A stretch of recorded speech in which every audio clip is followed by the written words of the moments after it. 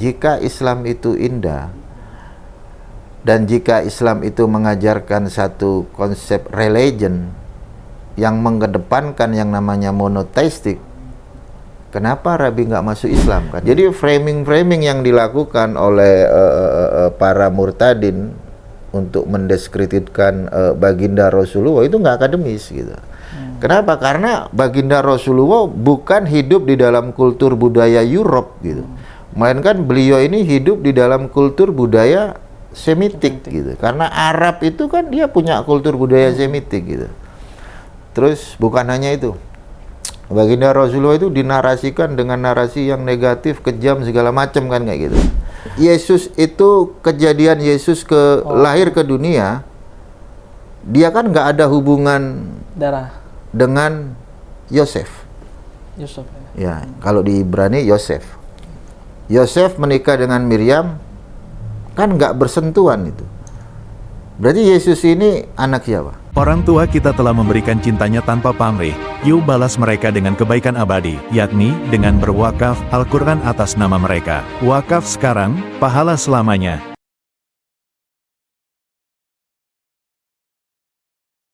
Bismillah, assalamualaikum warahmatullahi wabarakatuh. Alhamdulillah, wassalatu wassalamu ala rasulillah wa ala alihi wa sahbihi wa wala. Amma ba'd. Apa kabar pemirsa Wakaf TV dimanapun Anda berada? Tentunya kita harapkan semoga sehat walafiat dan semoga urusannya dipermudah oleh Allah Subhanahu wa taala. Amin ya rabbal alamin. Alhamdulillah, pada kesempatan kali ini Wakaf TV kedatangan tamu yang Masya Allah, narasumber yang Insya Allah menarik untuk kita bahas, kita ulas kisah perjalanannya, untuk kita ambil pelajarannya dan kita share ke teman-teman semua agar bisa mengambil manfaat atau hikmah dari beliau ini. Beliau ini seorang mualaf dari tahun 2020 kalau saya 2022 2022 ya. Oh iya. Beliau mualaf tahun 2022. Beliau berpindah dari agama satu ke agama lainnya, dan agama apa saja itu tentunya pasti teman-teman akan kaget dan ingin tahu seperti apa sih kisahnya gitu. Baik, langsung saja kita sapa beliau. Assalamualaikum, Bang Umar. Waalaikumsalam warahmatullahi wabarakatuh. Nama lengkapnya Bang Umar siapa ya? Lupa nih. Alfariski. Umar Alfariski. Iya. Oh, nama aslinya apa sih, Bang? Kalau di KTP saya pakai nama itu Haryanto Parsaoran Sinaga. Oh, ini apa? Sumatera ya? Iya. Maksud. Asli lahir maksud dari sini atau Dari Surabaya. Dari Surabaya Ya, awalnya. saya lahir di Surabaya. Kita pengen tahu nih, Bang Umar nih. Kan sebelumnya Bang Umar seorang mualaf ya. Tahun 2022 nih umur mualafnya masih sebentar ya. Iya. Ini apa yang melatar belakangi nih Bang Umar untuk masuk ke Islam gitu? Bagaimana sih? Pertama mungkin Bang Umar kenal Islam tuh di mana gitu? Oh itu. Iya, baik. Bismillahirrahmanirrahim. Assalamualaikum warahmatullahi wabarakatuh. Waalaikumsalam. Alhamdulillahillazi am'amana binikmatil iman wal islam. Asyhadu an la ilaha illallah wa asyhadu anna Muhammadar Rasulullah. Allahumma sholli ala Muhammad wa ala ali sayyidina Muhammad, amma ba'd. Buat para ikhwan fillah dan juga para subscriber yang ada di mana? Wakaf TV ya? Ya, Wakaf TV. Oke, pertanyaan yang cukup bagus ya dari Mas Adri ya.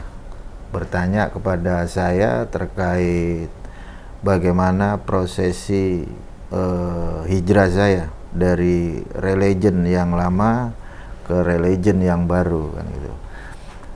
Jadi saya harus jelaskan ini tentang religion saya yang lama terus hijrah ke Islam gitu kan. Iya, awal kenalnya Islam tuh di mana? Jadi saya itu dulu kecil dibesarkan oleh keluarga yang memang salah satu dari praktisi Kristen gitu.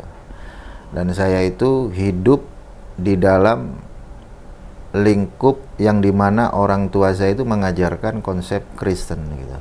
Mulai dari saya sekolah minggu, terus persekutuan anak, terus gerakan pemuda sampai saya katekisasi gitu. Jadi saya banyak diajar yang dimana lingkup saya itu beragama Kristen gitu. Setelah saya katekisasi, saya itu ikut yang namanya pelayanan, Mas Edri. Jadi dulu saya itu ikut pelayanan, habis katekisasi itu ikut pelayanan tuh, ngebantu orang kan gitu ya. Pelayanan mingguan gitu Ya, kalau di Kristen itu kan kita ada konsep yang namanya mengabarkan pengabaran Injil. ya. Nah, kayak gitu tuh. Jadi kita motifnya memang mengabarkan Injil dalam tanda petik misionaris kan kayak gitu tuh. Jadi kita bantu orang tanpa mendiskreditkan satu religion kan gitu. Jadi murni kita bantu orang. Contoh misal, saya datang nih ke tempatnya Mas Adri nih. Saya bantu Mas Adri, pasti Mas Adri tanya dong, Anda kok baik? Nah di situ masuk kan pengajaran Kristen. Nah kayak gitu. Nah setelah saya itu beranjak dewasa ya, seiring berjalannya waktu, saya ngeliat tuh di Facebook. Di Facebook itu kan, dulu kan masih zaman Facebook gitu. Zaman Facebook, ada beranda kan, saya scroll Mas Adri. Ada yang namanya grup debat. Grup debat kan, dulu ada di zaman Haji Irena Andono kan ada tuh. Iya. Di Facebook itu rame di situ. Tapi saya nggak ngegubris di situ. Besoknya lagi muncul lagi tuh. Iya. Nah, muncul lagi, kebetulan ada komentar dari teman-teman non-Islam pada waktu itu. Ada komentar dibilangnya Tuhannya umat Kristen 3 katanya kan gitu. Nah, saya pada waktu itu sebagai salah satu praktisi Kristen yang dimana saya diajarkan sama pendeta saya, Tuhan kita satu, Yesus kan gitu. Nah, sebagai umat Kristen pada waktu itu saya bantah dong. Kak, Tuhan saya satu, bukan 3 katanya. Terus dia ngasih link tuh. Ngasih link, itu kebetulan ada nama linknya Katolisitas ORG, salah satu link otoritas dari kalangan Katolik Mas Adri.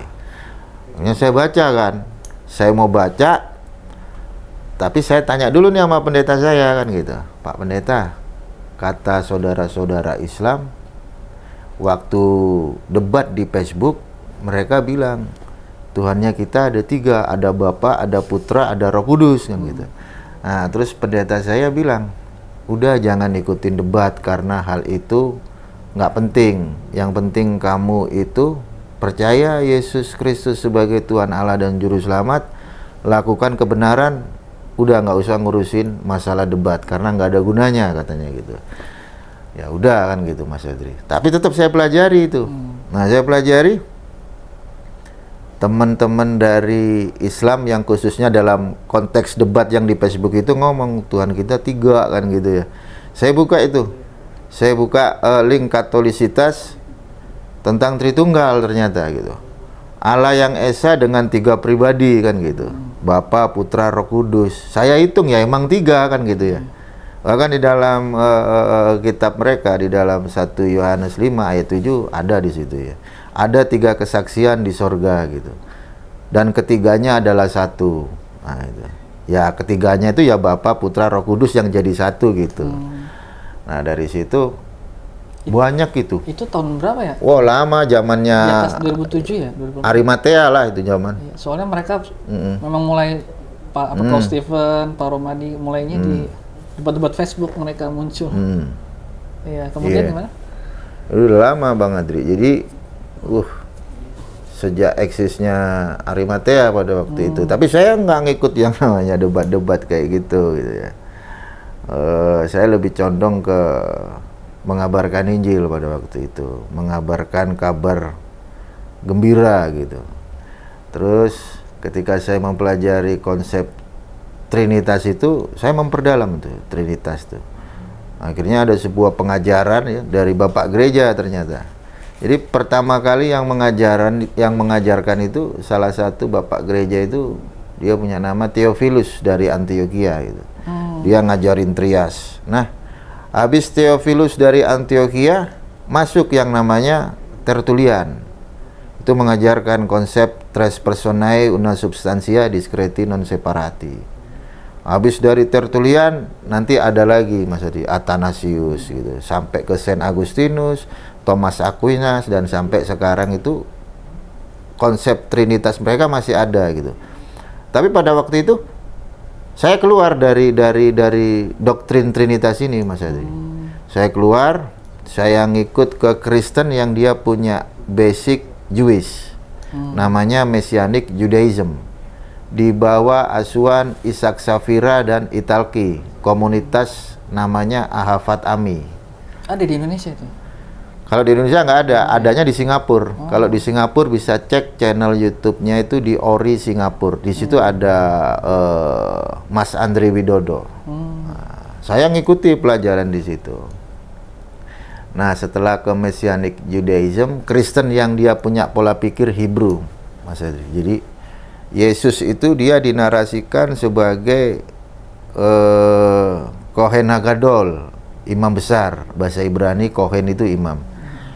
Yesus dinarasikan sebagai Kohen Hagadol. Di sisi lain, Yesus ini dinarasikan sebagai Mesia ben David atau Mesias anak David gitu. Kalau kita ngomongin Mesia ben David, berarti harus lahir dari klan Raja David kan gitu. Nasabnya harus ke David kan gitu. Mas Ari. Tapi kalau dia Kohen itu nasabnya harus ke jalur suku Levi gitu. Nah, di situ saya bingung ini.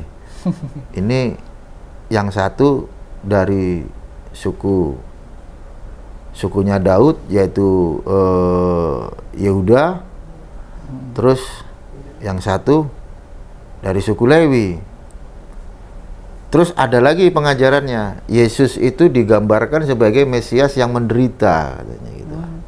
Nah, dalam pola pikir Hebrew, kalau kita ngomongin Mesias, Raja Mesias, Judaism punya dua perspektif. Satu Mesia ben David, satu Mesia ben apa itu ya? Yang dari Efraim itu Mesias yang menderita, dan yang satunya itu Mesias dari keturunan Raja Daud atau Raja David gitu. Yang satu dari suku Efraim, yang satu dari suku Yehuda. Nah, ini ama pengajaran Kristen yang dia punya pola pikir Ibrani diambil semua ini. Mesia ben Yosef dari suku Efraim, Mesia ben David dari Yehuda, terus Yesus sebagai Kohen Hagadol dari suku Lewi, jadi satu gitu. Jadi muncul dalam pemikiran saya, Yesus ini sebenarnya dia suku siapa gitu. Suku Lewi iya, suku dari kalangan Efraim iya, dari Yehuda iya. Terus ketika saya baca New Testament atau Perjanjian Baru, Yesus juga anak Allah gitu. Muncul keraguan. Jadi ini gimana ya kan gitu. Kan di Indonesia ini setiap warga negara dia punya hak gitu untuk memilih religion dia gitu, sesuai dengan iman dia gitu. Jadi saya bukan menyalahkan salah satu religion karena itu nggak boleh gitu. Boleh. Karena di Indonesia kita juga dilindungi sama undang-undang kan gitu, udah diatur, dilindungi sama undang-undang. Dan juga Kristen ini salah satu agama yang sah gitu di negara Republik Indonesia gitu. Jadi ada timbul sebuah yang seperti Mas Adri bilang kebimbangan kan gitu. Udahlah, aku pindah ke yang lama kan gitu. Akhirnya aku pure ke Judaism. Nah, di Judaism saya itu ada di komunitas di bawah pengawasan Rabbi Tovia Singer di Etskaim. Pada waktu itu Etskaim ada di Jakarta kan gitu. Saya pure ke Judaism, berkomunitas di Etskaim, dan saya diajar oleh Mora Eliseva. Kalau Mora itu pengajar dari perempuan. Terus dari Benenoa ada More Leo. Kalau More cowok, kalau Mora cewek gitu. Terus yang dari Rabi otoritas Yehudinya itu ada Rabi Simon Cohen. yang satunya Rabbi Moshe Peretz. Jadi sanadnya jelas gitu, Bang Adri. Beda kalau kita dulu ke Kristen gitu. Kita belajar sama siapa, kadang kita nggak ngerti sanadnya siapa nih. Ini pendeta sanadnya dari mana kan gitu. Iya, betul. Nah kalau di Judaism, saya itu belajar sama guru yang sanadnya itu turun-temurun sampai ke Nabi Musa gitu. Waktu saya di Judaism gitu. Nah di Judaism mengajarkan satu konsep monoteistik gitu. Monoteistik itu mengajarkan bahwa hanya ada satu Tuhan gitu. Seperti ada tertulis dalam Torah mereka. Di sana dijelaskan bahwa Hashem itu echad gitu. Shema Yisrael, Hashem Elokeinu, Hashem echad gitu. Saya mempelajari itu semua itu. Dari mulai Torah, Nevi'im, Ketuvim, sampai kitab-kitab Judaism yang di luar Tanakh gitu. Ada hal yang menarik waktu ada sesi Q&A. Nah, itu ada dari kalangan Muslim nanya nih sama Rabi kan gitu. Raf, what do you think about Muslim kan gitu. Terus Rabi ini menjawab ini. Berbicara tentang Islam, Islam itu salah satu religion yang begitu beautiful gitu. Itu dari kalangan Judaism yang memang dia agak baik dengan Islam gitu. Ada juga Bang Adri Judaism yang nggak baik sama Islam ada gitu. Tapi kebetulan yang ditanya itu dari kalangan Rabai yang dia memang lebih dekat dengan Islam gitu. Nah dia bilang Islam itu salah satu religion yang begitu indah dan mengajarkan satu konsep monoteistik yang begitu sempurna kan gitu. Nah saya berpikir gitu, ketika ada orang Muslim nanya, rabinya ngomong kayak begitu, mindset saya itu ingin bertanya gitu kepada Rabi gitu, tapi saya simpen gitu. Sampai pada akhirnya saya tanyakan itu, Raf, jika Islam itu indah dan jika Islam itu mengajarkan satu konsep religion yang mengedepankan yang namanya monoteistik, kenapa Rabi nggak masuk Islam kan gitu? Kan pertanyaan logisnya di situ Bang Adri. Dan Rabinya ngejawab tuh, kami Judaism itu adalah warisan. Jadi mereka itu keyakinan mereka nggak mau disebut religion, Bang Adri. Mereka itu diajarkan Torah itu karena warisan dari nenek moyang mereka gitu. Makanya ada di dalam kitab mereka di luar Tanakh itu ada yang namanya Ethic of the Father atau yang dikenal sebagai Pirkei Avot. Di dalam Pirkei Avot di sana dijelaskan Moshe kibel Torah misinei Umsara Yosua lisekenim. Jadi Musa menerima Torah dari Sinai diteruskan kepada Yosua bin Nun. Yosua bin Nun diteruskan kepada para Sekenim, orang-orang bijak. Nah, orang-orang bijak ini diteruskan kepada Nevi'im atau para nabi. Dari para nabi diteruskan kepada Knesset Hagedola atau majelis besar. Lalu diteruskan kepada yang sekarang-sekarang ini. Jadi keyakinan mereka terhadap Torah itu sebenarnya warisan gitu, turun-temurun, dan nggak mau dibilang religion. Nah kayak gitu. Dan akhirnya saya mempelajari itu sampai saya masuk ke dalam salah satu pengajaran Kabbalah. Kabbalah, ada Kabbalah, terus di ngajarin yang namanya 10 Sefirot.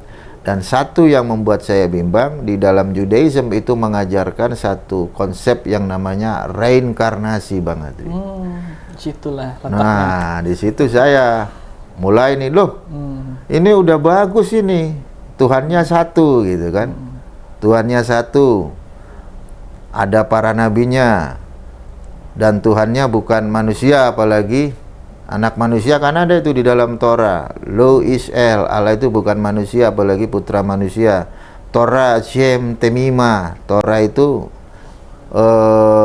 Torah Shem itu menyegarkan jiwa. Nah kayak gitu-gitu. Ini bagus ini. Lah kok ada ajaran reinkarnasi kan gitu. Jadi kalau misal kita ini nggak lulus, kita lahirkan kembali sampai berapa kali, ntar lama-lama kalau nggak lulus kita jadi kursi, jadi meja kan gitu. Kan kayak Jadi nggak ada gimana? surga gitu ya? Ya kalau udah jadi meja gimana Bang Ali? Kan gitu. Nah, di situ saya mulai bimbang tuh.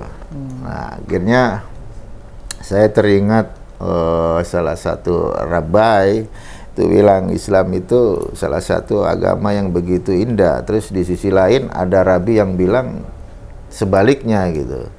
Karena kalau yang dari narasi baik itu ada dari narasi Rambam, itu akronim dari Rabbi Moshe ben Maimon, dan ada Ramban, akronim dari Rabbi Moshe ben Nachman. Kalau narasi dari Rambam, Rabbi Moshe ben Maimon itu positif gitu. Kalau kita ngikutin Ramban pasti negatif kan gitu. Dan akhirnya saya mencoba untuk mempelajari yang namanya Quran kan gitu. Nah, di Quran itu sangat spesifik gitu Mas Adri. Kita diajarkan pertama kali itu Iqra kan gitu ya. Iya. Iqra itu kan baca kan gitu. Betul. Bagaimana kita bisa mengerti segala sesuatu kalau kita nggak baca dulu kan gitu.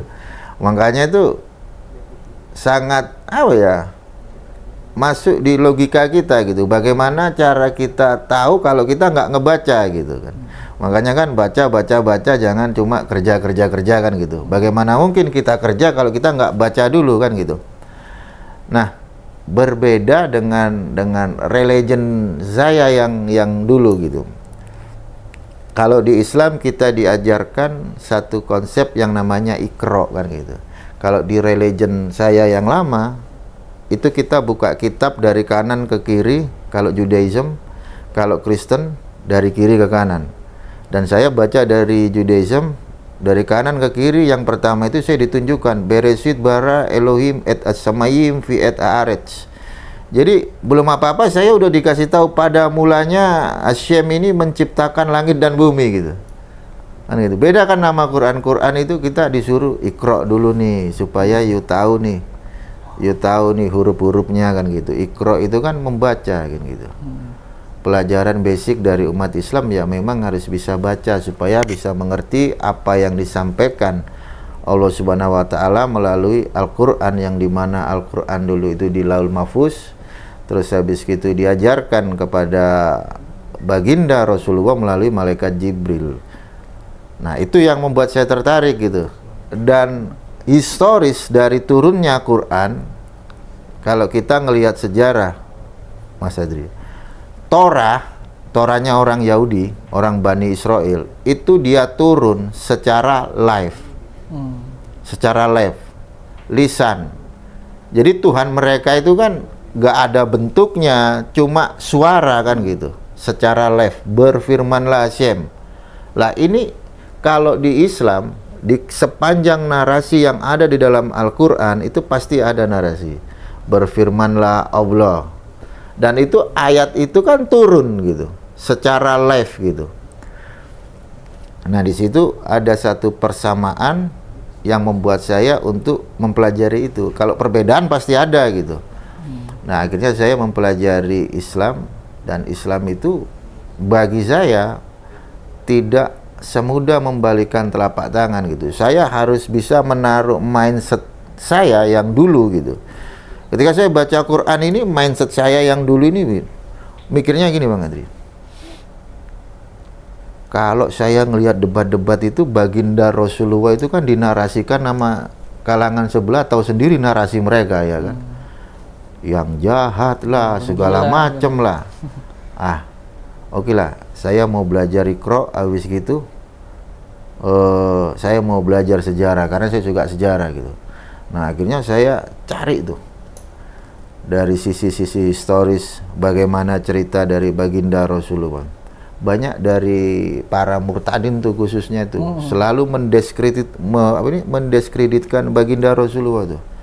Dibilangnya pedofil kan banyak gitu. Nah, narasi pedofil ketika saya pelajari, munculnya perspektif pedofil itu di kalangan Eropa. Dan itu bukan kultur budaya Semitik gitu. Nah, kalau saya jabarkan baginda Rasulullah ini kalau ditarik ke atas dia kan sampai Ismail. Ismail dia punya bapak Abraham. Abraham dia punya bapak ke atas-atas, Peleh, dari Peleh Ever, Sem terus Nuh. Jadi baginda Rasulullah ketika Islam diajarkan, risalah itu diajarkan itu dalam kultur budaya Semitik gitu. Bukan dalam kultur budaya Europe gitu. Jadi framing-framing yang dilakukan oleh para murtadin untuk mendiskreditkan baginda Rasulullah itu nggak akademis gitu. Kenapa? Karena baginda Rasulullah bukan hidup di dalam kultur budaya Europe gitu. Melainkan beliau ini hidup di dalam kultur budaya Semitik gitu. Karena Arab itu kan dia punya kultur budaya Semitik gitu. Terus bukan hanya itu. Baginda Rasulullah itu dinarasikan dengan narasi yang negatif, kejam segala macam kan kayak gitu. Ada sebuah kisah bagaimana baginda Rasulullah itu di tanah Taif gitu. Iya. Dilempari segala macam, sampai ini tertusuk pipinya, tembus dari kanan ke kiri sampai darah beliau itu ditadain gitu. Sampai sahabat bilang, "Wahai Rasul, kenapa itu darah sampai di darah?" Dia bertanya sama baginda Rasulullah, "Wahai Rasul, kenapa itu darah kamu tadai pakai tangan kamu kan gitu?" Terus baginda Rasulullah itu bilang, ya kan, "Saya nggak mau nih darah ini tertumpah ke tanah gitu. Kalau sampai tertumpah ke tanah, wah bisa marah kan gitu malaikat." Nah itulah baiknya baginda Rasulullah di situ gitu. Itu narasi ada ketika baginda Rasulullah di tanah Taif. Nah terus yang kedua nih, saya pelajari semua sahabat-sahabat Nabi nih dari Ahlul Bait. Nah saya pelajari itu sahabat-sahabat Nabi itu dinarasikan Islam ini agama yang teroris kan banyak itu di luaran sana media. Jadi mindset mereka menarasikan Islam itu teroris gitu. Kan nggak ada yang namanya Kristen teroris, Buddha teroris, Katolik teroris, nggak ada. Tapi mindset di luaran sana itu selalu menghubungkan Islam itu dengan narasi teroris gitu. Ketika saya mempelajari Islam, ada dari sahabat-sahabat Nabi, ada satu kisah dari Sayyidina Umar bin Khattab. Nah, Sayyidina Umar bin Khattab ini pernah menjadi khalifah kedua dari Islam. Ada sebuah gubernur, Ammar bin As. Terus ada orang Yahudi di situ. Orang Yahudi itu dia punya rumah, Bang Haji. Nah, ada rumah orang Yahudi, rumah orang Yahudi ini mau dibikin masjid gitu. Sama gubernur Ammar bin As tuh. Nah, nggak maulah nih orang Yahudi kan gitu. Protes kepada gubernur Ammar bin As itu. Maka orang Yahudi ini datang ke Sayyidina Umar kan gitu. "Wahai Umar, ini rumahku mau dibangun masjid sama Ammar bin As." Terus Sayyidina Umar bilang, "Kau ambil itu tulang unta, bawa ke sini," katanya gitu. Nah, maka digarisnya lah itu sama Sayyidina Umar itu, seperti kayak garis lurus dan melintang gitu. Kasih ini sama gubernur Ammar bin As gitu. Nah, terus dikasihnya lah itu tulang unta itu sama Ammar bin As dikasih. Terus orang Yahudi bilang, "Kenapa wahai engkau gubernur?" Kaget langsung. Seperti kayak ketakutan gitu. Pesan ini yang disampaikan sama Sayyidina Umar, saya harus adil gitu. Terus habis gitu gubernur itu nggak jadi akhirnya. Nggak jadi membuat rumah orang Yahudi itu menjadi masjid gitu. Dan alhamdulillah bi khair, Yahudinya ini mualaf kan gitu. Jadi Islam itu sebenarnya ya memang rahmatal lil alamin gitu. Ada saatnya Islam itu bergerak gitu. Jadi Islam itu dia seperti emas. Emas itu kalau mau ditaruh dimanapun tetap emas gitu. Tapi kalau emas itu sudah dipercikkan bara api, emas itu akan menyala gitu. Jadi kita sebagai umat Islam kalau ngelihat para kaum kufar, biarin aja mereka berdakwah kan gitu. Jangan ganggu dakwah mereka. Tapi kalau dia ganggu kita, maka Islam itu seperti emas gitu. Jangan kau taburi emas itu dengan api, karena emas itu pasti menyala gitu. Makanya jangan kau ganggu Islam gitu. Islam itu kalau diganggu dia pasti menyala gitu. Mereka boleh menghina pribadi saya, tapi jangan ganggu pribadi Islam gitu. Makanya Islam ini dia nggak mau nyerang lebih dulu kalau nggak diserang kan gitu. Makanya ada hal yang masuk di dalam perspektif saya terkait salah satu religion yang diridhoi sama Allah Subhanahu wa taala gitu. Menampilkan satu narasi-narasi yang lebih banyak ke sisi budaya, terus habis gitu sejarah, bahkan sejarah yang belum ada di era baginda Rasulullah diungkap sekarang kan gitu. Contoh kayak apa itu, pertemuan air laut itu Selat Gibraltar. Nah, sekarang kan udah mulai kayak gitu. Nah seperti itu Mas Adi. Ya Masya Allah. Satu pertanyaan jawabannya panjang. Tidak terasa. Semakin menarik nih Bang Umar. Kemudian mungkin respon keluarga kan setelah Bang Umar kenal Islam dan lain-lain. Kan Bang Umar kan nggak sendiri nih. Nah keluarga pada saat itu setelah mengetahui keislamannya Bang Umar seperti apa reaksi mereka? Ya alhamdulillah. Kalau keluarga saya itu kan dia open mind gitu. Toleransinya tinggi ya. Open mind. Jadi saya kan dulu nggak pernah terjun di debat-debat itu. Jadi keluarga saya itu open mind gitu. Kalau you masalah religion nggak boleh main-main. Tapi kalau you sudah pilih itu religion, tanggung jawab lah itu. Nah kayak begitu. Jangan kau buat main-main religion. Jadi keluarga saya itu ada yang Kristen, ada yang Islam, gitu Mas Adi. Jadi keluarga itu kalau saya pindah religion, mereka open mind gitu. Yang penting jangan kau hina agama kamu yang dulu kan gitu. Iya. Kan kayak gitu. Kemudian ada nggak Bang Umar tantangan itu, hambatan, rintangan saat menjadi mualaf? Proses menjadi Muslim, mungkin kesulitan atau apalah gitu. Iya.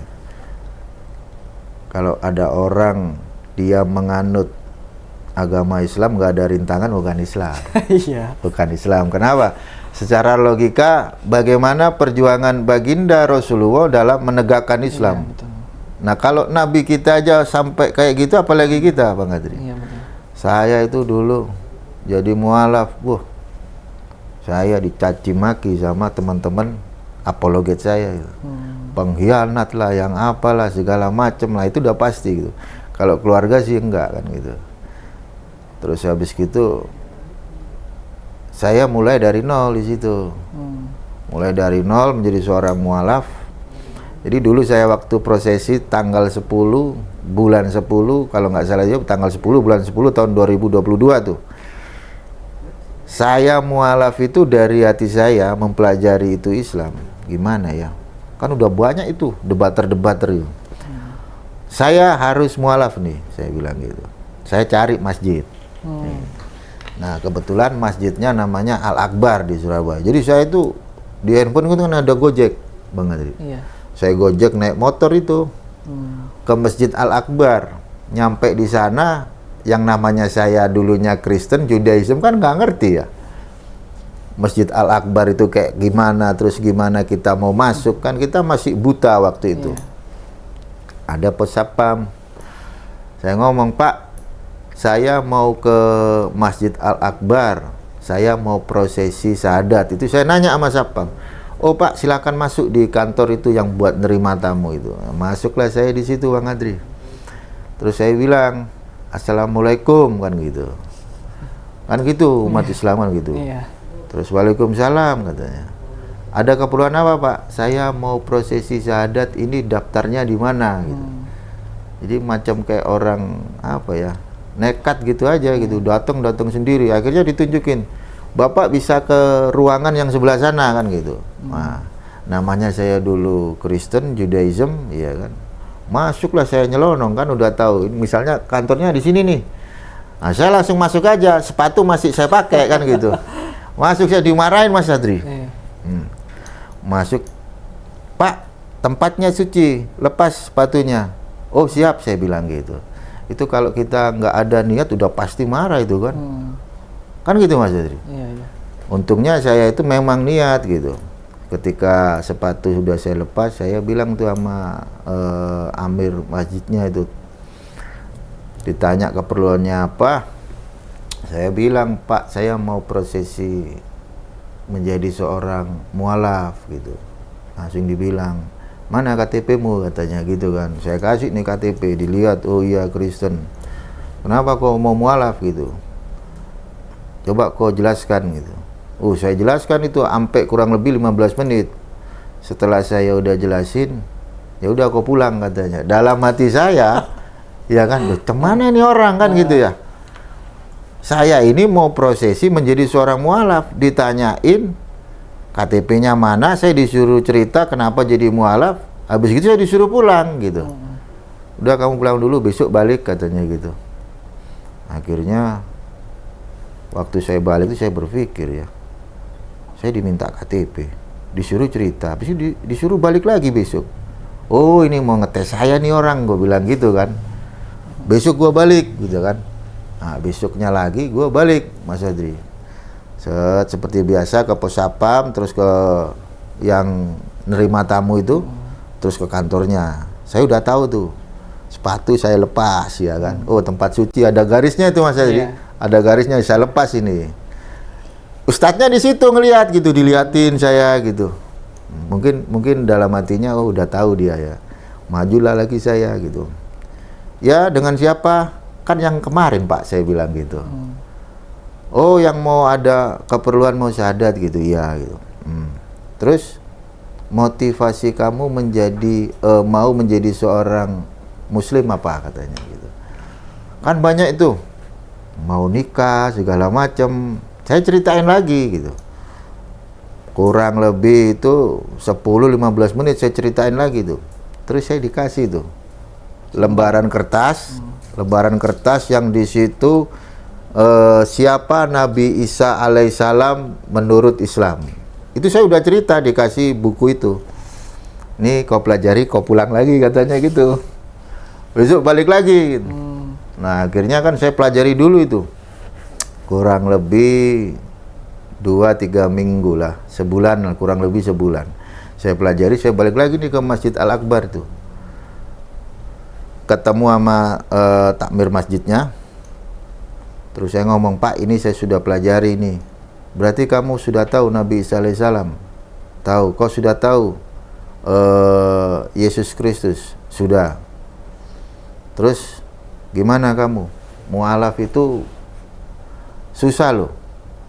Kamu dulu di Kristen ibadah mungkin nggak setiap hari, katanya gitu kan. Di Islam itu sholat itu 5 kali, nanti belum tahajud, katanya. Jadi dalam hati saya, ini orang saya ini mau mualaf gitu. Kenapa kok malah kayak begitu gitu loh. Kayak macam dihalang-halangi gitu. Tapi sebenarnya nggak menghalang-halangi, tapi melihat bagaimana ketulusan saya, keseriusan saya, niat saya gitu. Susah loh, katanya gitu. You harus bangun subuh 4:30 kamu bangun. Nanti siang dikit duhur kamu sholat lagi, kayak gitu-gitu sampai kepada asar, maghrib, isya, nanti malam tahajud gitu. Siap saya, Pak, saya bilang gitu kan. Nah, terus habis gitu, ya udah kamu pikirkan dulu, besok kembali lagi. Gimana jawabnya? Akhirnya pada tanggal 4 bulan 10 saya balik ke situ. Pas COVID itu ya? Apa setelah COVID? Oh, udah COVID, ya? udah COVID. Nah, saya balik lagi tanggal 4 bulan 10 tahun 2022. Saya ke situ. Waktu naik Gojek itu saya berdoa, ya Allah, kalau memang Engkau pilih menjadi salah satu umat dari baginda Rasulullah, tolong permudahkan saya bilang gitu. Udah, ketemulah aku sama takmir itu ya kan. Pak, gimana? Apakah sudah bisa saya ada jadwal untuk prosesi gitu? Siap, katanya gitu. Tanggal berapa maunya? Tanggal berapa maunya? Masjid Al-Akbar bisanya kapan? Ya udah, tanggal 10. Kau datang tanggal 10, habis zuhur kau datang ke sini, langsung aja kau bisa prosesi menjadi seorang Islam gitu. Jadi saya mau mualaf aja itu udah kayak begitu, Bang Adri. Wah, belum lagi saya diuji tuh, sakit, ya kan. Saya diuji sakit tuh. Udah COVID kemarin itu kan ngeri kan. Iya. Finansial udah pasti turun lah. Iya pasti. Nah, COVID yang kemarin itu 2 tahun saya nggak ada kegiatan. Bayangin 2 tahun nggak ada kegiatan sampai akhirnya BPJS saya nggak kebayar tuh 2 tahun. Nah, di situ BPJS sudah nggak kebayar 2 tahun, sering sakit-sakitan. Waduh, parah kan? Nah, di situ saya diuji. Wah, gimana ini BPJS nggak ada kalau saya masuk rumah sakit, habislah ini saya kan gitu. Seiring berjalannya waktu, ada dari hamba Allah itu, Bang Adri. Dia komentar di salah satu akun media sosial saya, Bang Umar, saya udah kirim 10 juta katanya gitu. Masya Allah. Nah, terus yang namanya saya, kan banyak musuh saya. Iya. Kalau teman-teman bilang oten-oten itu loh. Oten-oten. Nah, kan banyak musuh saya Mas Adri, oten-oten suka ngerjain itu kan. Saya pas baca, Bang Umar, saya sudah transfer 10 juta di rekening Bang Umar katanya. Dalam hati saya, karisteng ini mungkin kan gitu. Ganggu saya ini. Itu saya nggak buka Rekening. rekening. Sampai pada akhirnya nge-WA orangnya. Nge-WA akhirnya. Nge-WA, itu juga saya nggak percaya masih. Sampai dia kirim screenshot, kan banyak tuh modus-modusnya. Iya. Iya. Udah lama hati, wah karisteng ini kok bisa aja, tapi gua kan diem aja gitu. Iya. Siap gitu. Baru 2 harinya itu. 2 harinya saya buka tuh rekening. Buset, beneran 10 juta. Langsung aku telepon itu. Jadi dia itu nggak mau nyebutkan nama, cuma dia bilang ini dari hamba Allah gitu, Mas. Nah, di situ saya langsung bayar tuh BPJS habis 7.200.000. Udahlah, akhirnya saya sakit itu ada yang nanggung gitu. Tapi belum selesai sampai di situ, Mas Adri. Saya masih sering tuh masuk rumah sakit itu sebulan bisa 2 kali. Saya punya yang namanya sakit di perut. Di perut itu. Sampai sekarang. Tapi alhamdulillah bi khair, dulu itu sebulan 3 kali. 2 kali masuk IGD gitu. Nah, semenjak saya pindah dari Surabaya ke sini, itu mulai dari bulan 1 sampai bulan 6, saya itu nggak pernah masuk IGD karena nyeri. Itu sakit apa sih, Bang Umar? Udah tahu? Ada batu empedu. Oh. Jadi dulu saya itu seminggu sekali udah absen ke IGD. Bayangin kalau nggak punya BPJS gimana? IGD itu udah pastilah 300, 400, 500 pastilah. Kalau sebulan 2 kali udah kelihatan 1 juta kan gitu. Untungnya ada BPJS. Jadi sakit saya sudah ada yang nge-backup BPJS kan gitu. Dan alhamdulillah sekarang nyerinya itu udah hilang, Bang Adri. Nyerinya udah hilang gitu. Nggak kayak dulu. Dulu itu sebulan bisa sampai 2-3 kali gitu. Sekarang hampir 7 bulan itu saya udah nggak merasakan nyeri gitu. Itu kalau udah nyeri di sini, Bang Adri, astagfirullahaladzim itu. Astagfirullah gitu. Masya Allah. Sakitnya kayak ditusuk gitu. Dan aku berpikir di situ mungkin ini adalah salah satu cara Allah untuk menghapus dosa saya kan gitu. Kan di Islam nggak boleh kita menyembah manusia kan. Iya, betul. Jadi saya nggak ngomongin religion lain, cuma di Islam itu kan kita nggak boleh menyembah manusia kan. Islam mengajarkan bahwa hanya ada satu sang pencipta. Qul huwallahu ahad, Allahus somad, lam yalid walam yulad walam yakul lahu kufuwan ahad gitu. Ya mungkin saya sakit itu mungkin sebagai penghapus dosa, Bang Adri. Mungkin dulu saya nyembah manusia kan gitu. Entah manusia siapa, kan saya nggak nyebut merek kan dulu. Entah dulu saya itu menyembah tiang listrik atau apa kan gitu ya. Mungkin itu salah satu cara Allah untuk menghapus dosa saya gitu. Nah kayak gitu. Masya Allah. Ya apa namanya, menarik sekali nih. banyak yang kita petik hikmah pelajaran pada kesempatan kali ini. Dan Bang Umar, apa namanya, saya ingin tahu ini apa namanya tentang perbedaan yang Bang Umar pelajari di Zeus sama apa namanya Kristen gitu kan. Perbedaan mereka tuh yang lebih kepada Islam tuh justru Zeus ya, yang di PL dan sebagainya, monistik dan sebagainya. Kejanggalan apa yang Bang Umar nih dari kedua agama itu yang membuat Bang Umar milih Islam gitu? Ada nggak? Iya, baik. Ini pertanyaannya tepi jurang kayaknya. Ini kalau saya jawab, saya jawab kalau nggak hati-hati bisa kena delik ya. Tapi pasti saya jawab dengan ilmiah dan akademis ya. Terkait masalah religion, ada pandangan dari Judaism, Kristen ke Islam. Setiap agama itu pasti ada yang namanya perbedaan. Iya, betul. Pasti ada. Contoh misal, Judaism mengajarkan Shema Yisrael Hashem Eloheinu Hashem Echad, bahwa Hashem itu satu. Di kalangan Kristen fundamental, dia mengajarkan tres personae una substantia discreti non separati. Allah yang Esa itu dengan tiga pribadi yang dikenal sebagai Bapa, Putra, dan Roh Kudus. Di Judaism nggak ada gitu. Terus di Islam mengajarkan kul huwallahu ahad, Allahu somad, lam yalid walam yulad walam yakul lahu kufuwan ahad. Allah itu ahad. Padanan kata ahad sama dengan kata echad. Satu. Berbeda dengan kekristenan nih. Tuhan mereka, Allah yang Esa dengan tiga pribadi yang dikenal sebagai Bapa, Putra, dan Roh Kudus. Makanya ada Allah Bapa, Allah Putra, dan Allah Roh Kudus. Nah, kayak gitu. Nah, itu pelajaran yang dikenal sebagai konsep Trinitas mereka gitu. Dan di dalam Torah mengajarkan Lo is El, Allah itu bukan manusia gitu. Ini sudah mutlak gitu.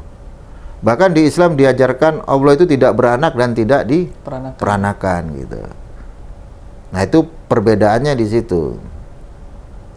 Ketika kita ngomongin kekristenan, maka mindset yang kita pakai, kita harus menghormati mereka, menghargai mereka. Sekalipun mereka di dalam pengajaran kristologi mereka mengajarkan bahwa Yesus itu pribadi kedua dari Allah Trinitas. Tapi kita hargai aja dia, karena agama dia kan ada di sini. Nah, di Judaism tidak mengimani yang namanya Trinitas. Begitu juga Islam gitu. Makanya di Islam itu kan ada laqad kafaru qalu innallaha salisu salasa. Nah, itu kan ada di dalam narasi yang ada di dalam Quran. Nah, itu perbedaannya di situ. Terus kalau persamaan, udah pastilah Judaism ngajarin untuk mengasihi antar sesama. Kristen mengasihi antar sesama kan gitu. Kasihilah sesamamu manusia seperti engkau mengasihi dirimu sendiri. Apalagi Islam kan gitu. Islam juga mengajarkan satu konsep bagaimana hablum minallah dan hablum minannas kan gitu. Nah, kalau persamaan pasti ada, perbedaan juga ada gitu. Tergantung dari mana kita mau mengambil itu dalam sebuah momen yang benar-benar ilmiah dan akademis gitu. Bisa dibahas dari sudut pandang manuskrip. Nah, itu bisa. Kalau logical fallacy ada nggak? Kecacatan berlogika gitu? Wah, ini malah tambah digiringnya ke tepi-tepi terus. Enggak, maksudnya kita nggak dalam permukaan aja, apa namanya, ini sepertinya nggak masuk akal buat saya gitu sebagai manusia pribadi gitu. Oke. Dalam meyakini agama sebelum-sebelumnya gitu, ini apa nggak masuk akal lah gitu, akal manusia gitu. Mungkin kalau yang Yahudi kan tadi kan reinkarnasi gitu kan. Ada nggak selain itu gitu? Ya, coba akan saya jawab ini kalau nggak hati-hati. Masuknya lah kita berdua nanti ya. Baik, Kristen ada satu hal yang disebut sebagai iman kan gitu. Iman itu kan sama kayak di dalam Islam itu, apa yang mustahil bagi manusia itu sangat mungkin bagi Allah kan gitu. Kalau kita ngomongin yang istilahnya kayak sesuatu yang dilihat manusia itu sangat mustahil, itu pasti semua religion itu pasti ada di situ gitu. Tapi kalau kita ngomongin sesuatu yang mustahil yang basicnya itu adalah data manuskrip, itu saya berani ngomong. Itu contoh misal kayak begini. Judaism dia punya kitab yang namanya Torah tuh, yang terdiri dari Bereshit, Shemot, Vayikra, Bet Midbar, Devarim. Nah, Torah ini akhirnya di era Ptolemaios diterjemahkan dalam bahasa Yunani, dalam bahasa Greek. Jadi 5 kitab ini. Nah, itu asli yang sudah pernah diterjemahkan oleh para sofer dari kalangan Yahudi, yang dikenal istilahnya itu sebagai Pentateuch Torah tuh. Nah, masuk di era Kristen, Pentateuch Torah ini yang aslinya cuma 5 kitab Musa, akhirnya jadi banyak tuh. Ada kitab para nabi, ada tulisan-tulisan yang dikenal sebagai PL, ya? Bukan PL, PL karyanya Pak Anwar Chen. Karya LAI kalau PL. Ya. Tapi kalau Septuaginta, LXX ini karya dari Bawa Gereja gitu. Jadi kitab yang isinya cuma 5 tiba-tiba banyak tuh. Ada kitab para nabi, ada tulisan-tulisan, bahkan juga ada yang namanya semacam Deuterokanonika segala macam dalam bahasa Greek. Nah, ini dinarasikan sebagai kitab yang dipegang oleh kalangan Yahudi gitu.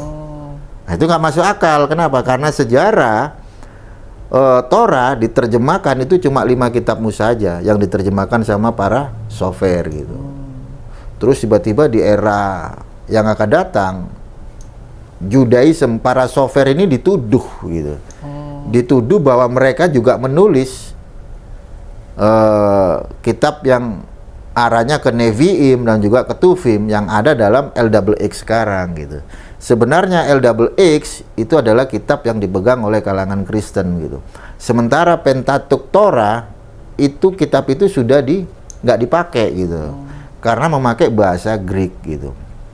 Nah, itu yang kalau dibilang nggak masuk akal. Terus yang kedua, ini tepi jurang ini, saya harus pakai data yang valid kan gitu ya. Nah, menarik tadi ngomongin Perjanjian Lama ya. Perjanjian Lama itu karya dari LAI, yang dimana di sana digawangi oleh Bapak Pendeta Anwar Chen. Nah, PL ini rujukannya dia ngambilnya dari KJV. Bible mereka itu ngambilnya dari KJV gitu. KJV ke atas ngambilnya ke TR, ke Textus Receptus gitu. Nah, kalau ngomongin masalah yang nggak masuk di dalam perspektif manusia, dalam logika manusia, masalah keturunan nih. Masalah keturunan nih. Abraham punya 2 orang anak dia. Yang dari Siti Hajar atau Hagar itu adalah Ismail. Dari Sarah, Ishak. Ishak punya anak Yaakov. Yaakov punya anak 12. Kristen pernah nggak ngomong dirinya sebagai bangsa Israel? Belum, Bang.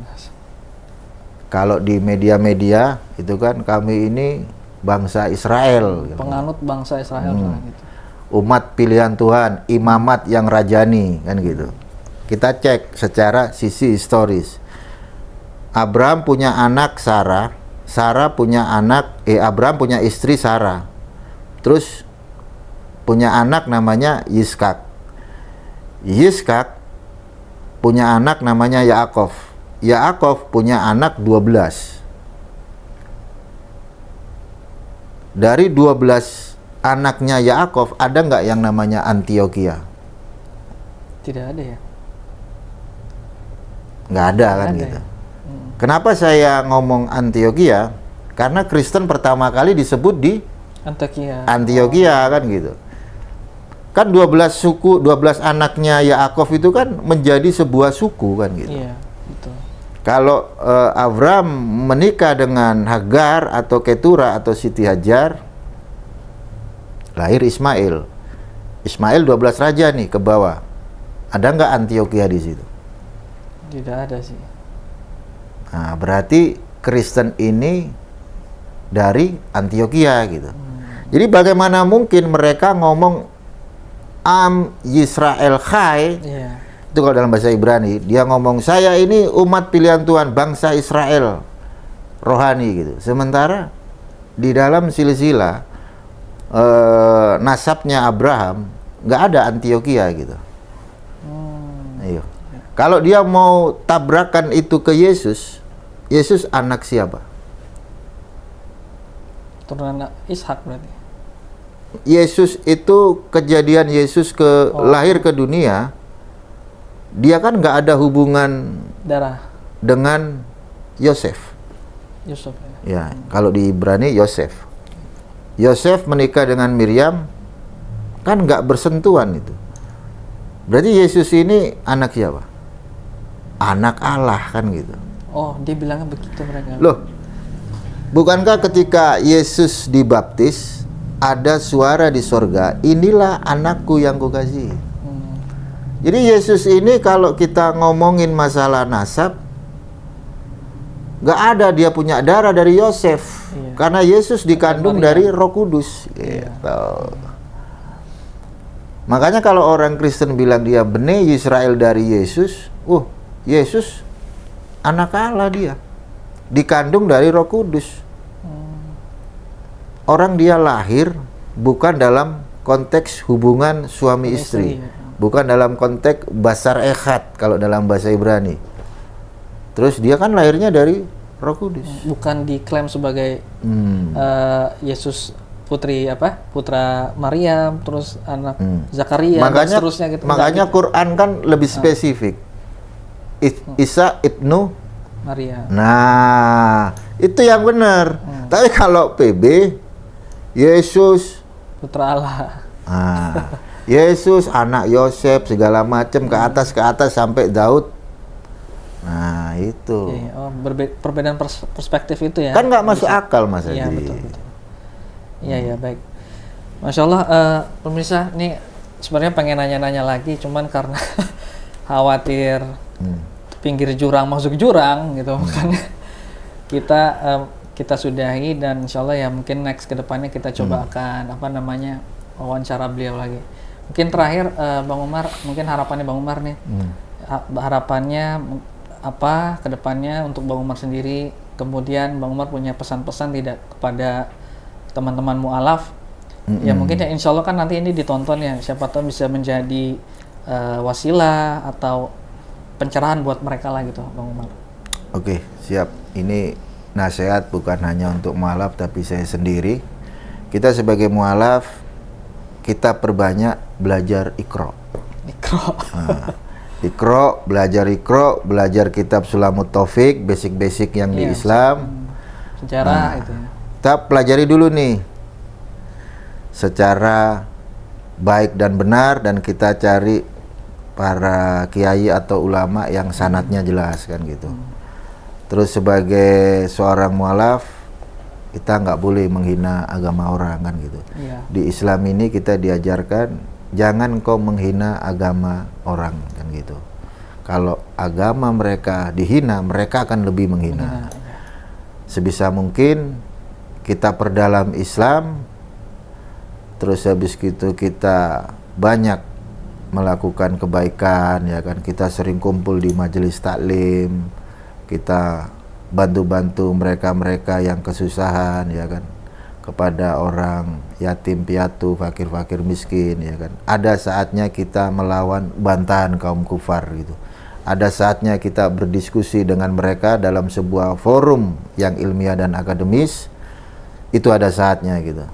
Jadi sebagai mu'alaf kita harus banyak-banyak perdalam apa sih itu Islam, sampai kita benar-benar tahu dan kita bisa menjalankan Islam secara kafah dan juga istiqomah.